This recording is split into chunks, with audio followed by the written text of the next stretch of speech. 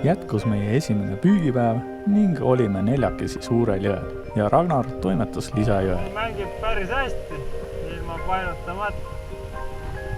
Harjust ja forelli saime omajagu ning mõned söögikalad olid ka juba kotis.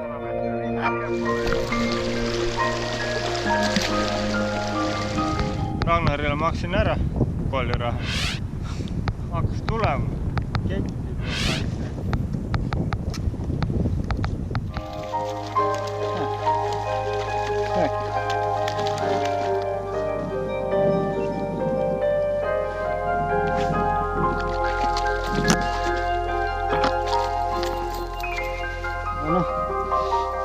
Me vist ei võta enam kalu, ma arvan.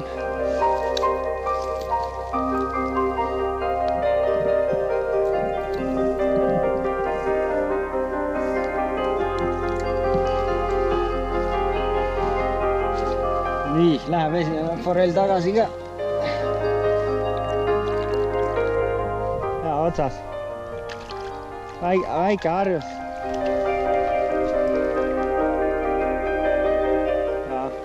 Andres on putukaga. Väga töötab.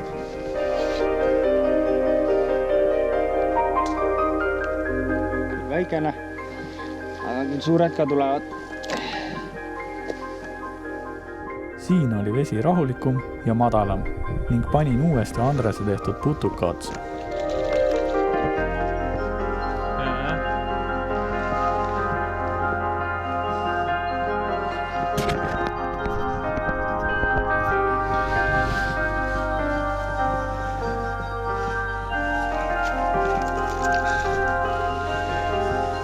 Andrese putukas toob kala.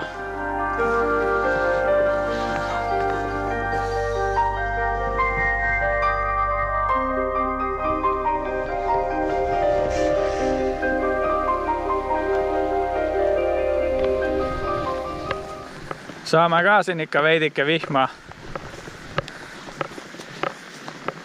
Aastad pole vennad. Isu sai täis ning pöördusime kolmekesi tagasi laagri poole. Ma näete kumba pool palju nukkis ellu, tagasi edasi. Korjasime tagasi tulles ka oma söögikalad üles.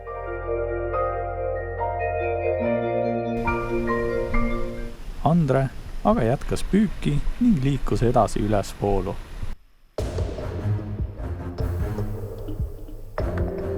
Lõpuks sai ka Andre midagi suurt landi otsa.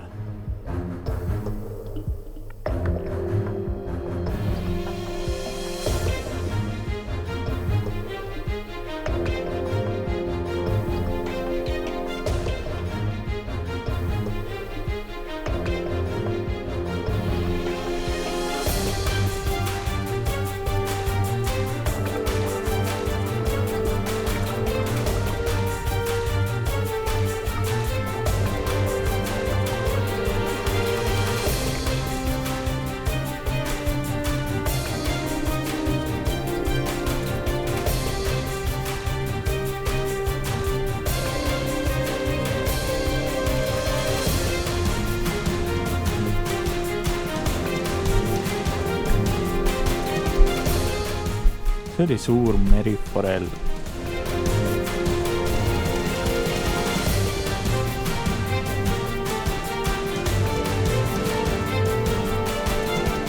Kuna söögikalad olid juba olemas, siis otsustas Andre selle kala tagasi lasta.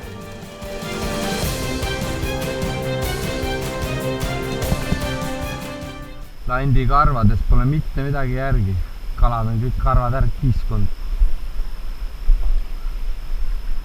Me teame, et siin jõe ääres on kullaotsijad ka käinud ning Andre leidis jälle tõendeid nende tegevusest. Sügaval metsas mingid asjad, kaugel.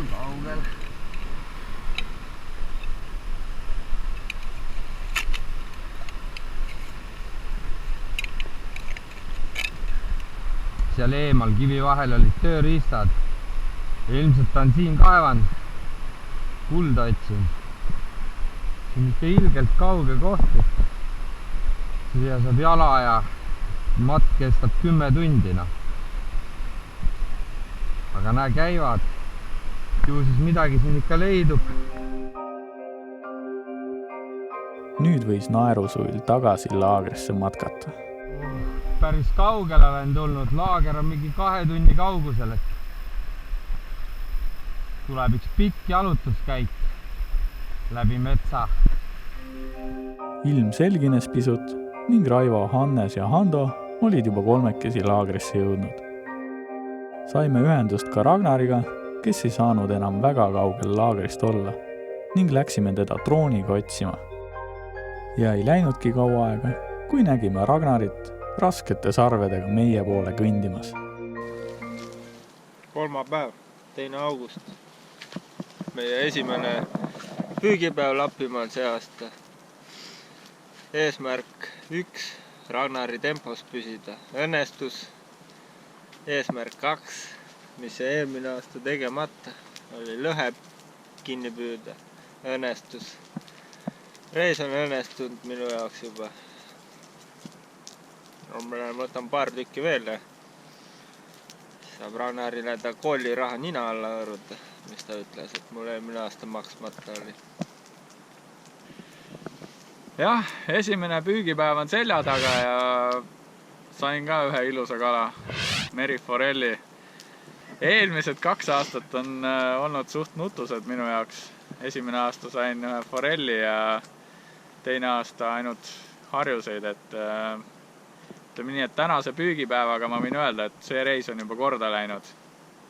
Ilm võiks parem olla, veidike on sadanud, aga noh, see käib asja juurde. Lõpuks jõudis ka Andre laagrisse. Kus kalad on? Tere!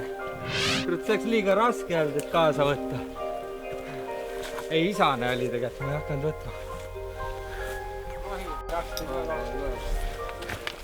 Oho, päris suured sare. Kuule, see puu oli muidu pikali siin üldse. Siin sadas ka vihma. Siis üks pidanud ikka paremini me praegu panime liisama püsti. Kas kivide vahele või nööridega kinni kivide vahele? Kui mul oli ikka palju suurem, 2 kilo kindlasti. Videos on näha. Päris kaua lammutasin sellega. Sitaks jõudu oli, jah? Rebast nägin, see oli ikka üliilus. Oho.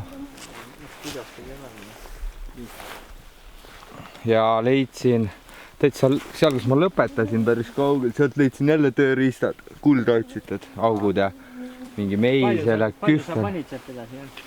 Ma ei tea. Ma võin siin vaadata. Kas ma järvedeni panin või ei pannud, ma kardan, et mitte. Esimese päeva kalasaagid, üks lõhe, üks meriforell ja ülejäänud on forellid. Ütleme nii, et nälga ei jää. Ja lisaks Ragnar leidis veel uhked põdrasarved metsast.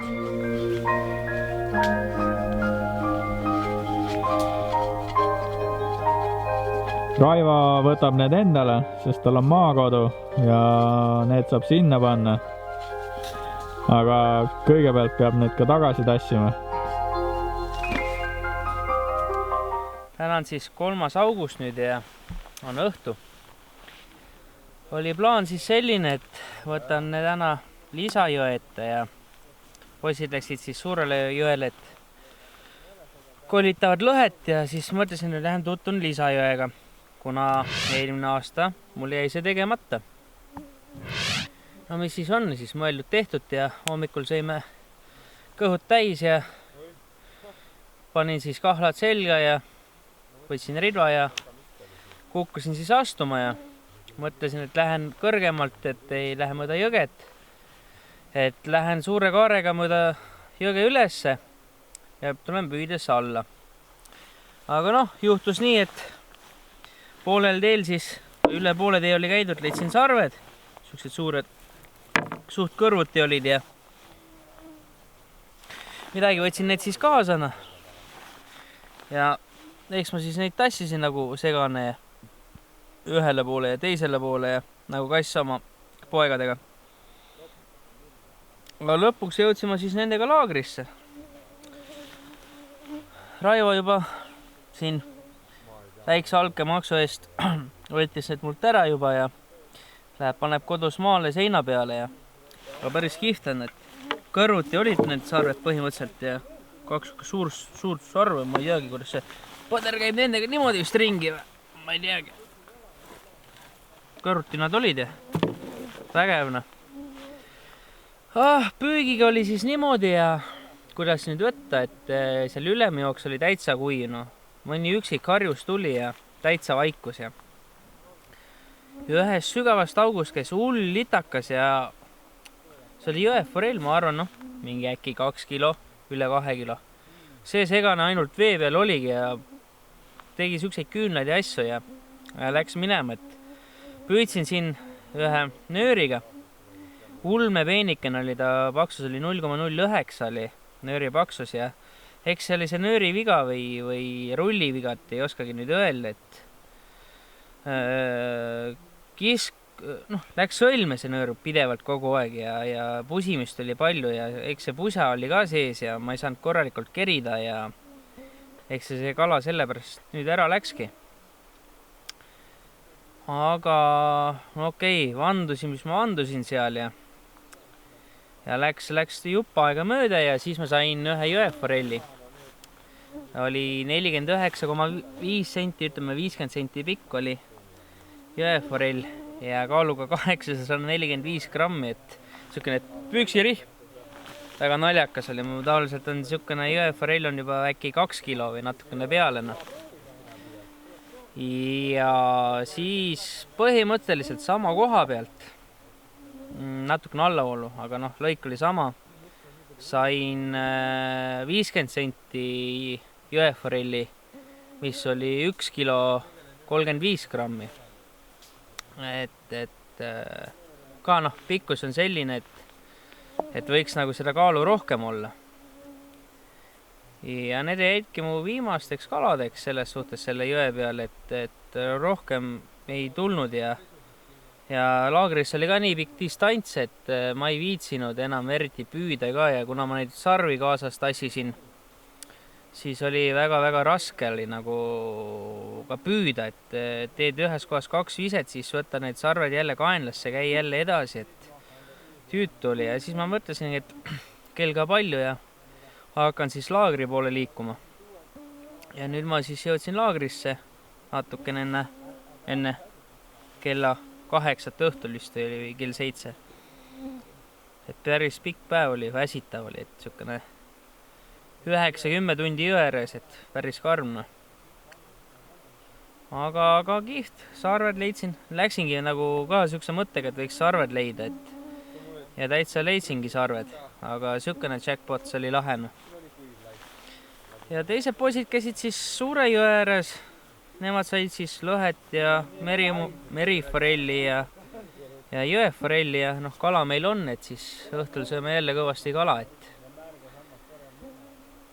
et jah, praegu ma istun siin lõkker maha ja puhkan natukene aega ja siis vaatame edasi, mis teeme. Aga seniks siis, mis siin ikka, päikest teile. Muljed kuulatud, oli aeg hakata õhtusööki tegema. Ragnar on selle kõige raskema töö enda peale võtnud, et kõige lihtsam on ju lanti loopida ja neid kalu välja veest võtta, aga keegi peab ka kalad ära puhastama. Õnneks meil on meistermees Ragnar kaasas, nii et tema õlul on see töö. Ma siin niisama vaatan, et tubli poiss, 5+. Teen võib-olla ühe õlle välja, kui tagasi sinna tsivilisatsiooni jõuame.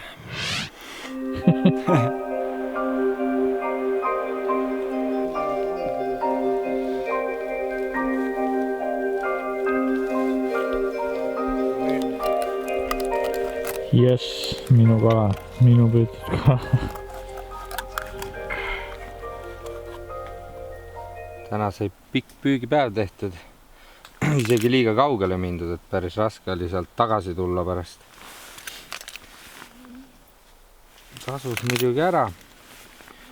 Ilus kala ootas mind seal, mingi üle 2-kilone meriks. Ja kalad närisid päevaga selle landil, selle nii-öelda putuka tagant täitsa ära. See oli siiamaani siuke mõnus puhma. No see on väga korralikum, et kuigi see on väiksem lant, aga polegi peaaegu midagi järgi, eks peab ise uue siia siduma. Aga püüab edasi. Pole midagi. Homme on veel parem päev.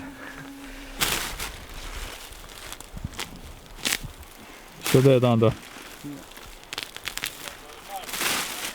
Ma vaatan jah, siin on jama. Sammast otsin. Tooli teen, ütleme ausalt. Et oleks hea istuda ja hea pehme. Kivi peale ei kannata väga pikalt istuda. Aastatega õpib nii mõndagi ning selle asemel, et kõva kivi peal istuda, panime sammalt kilekottidesse ning need tagumiku alla.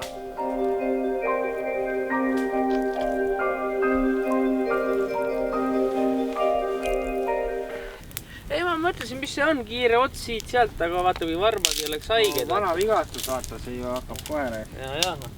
Või noh, eilse päeva vigastus. Ongi vana vigastus. Ja kõige suurem vigastus on üldse see, et siia ronis. See on kõige suurem muidugi. Aga seda sa pead veel kannatama. Raks 2 nädala pärast istud meestega koos ja jood korrat õlut ja püüad ookeanist kala. Ära vabista. Ja trollida. Jah. Jalad võivad kipsis ka olla. Jah. Peaasi, et kätega kerida saaks. Jah. Üks asi aitab veel. Sa unustad ära lihtsalt. Coca-Cola. Ando näitas, mida on vaja Ragnaril, et motivatsioon uuesti üles saada. Kohe. Teie terviseks. Kuule, pange uudised peale. Vaataks, mis siin toimub. Al-Qaeda on hävitatud. Oota, ma panen ka laksu. Aitäh, Ando. Welcome, motherfucker. Võtsin just 800 milligrammi valuvaigistit, panen seda peale, peaks paremini aitama. Peaks suurendama mõju. Väike probleem on, eile matkates tegin liiga endale ja mõlemil jalal suurel varbal tuleb küüs maha kunagi. Loll mõte oli kahlamissaabastes matkatana. Nüüd teevad... Kes sul naer lubas, ja nüüd võtsin valuvaigistit ja puhkan ja panen veits rummi, äkki saab normaalselt elada. Elu on seiklus, mis siin ikka.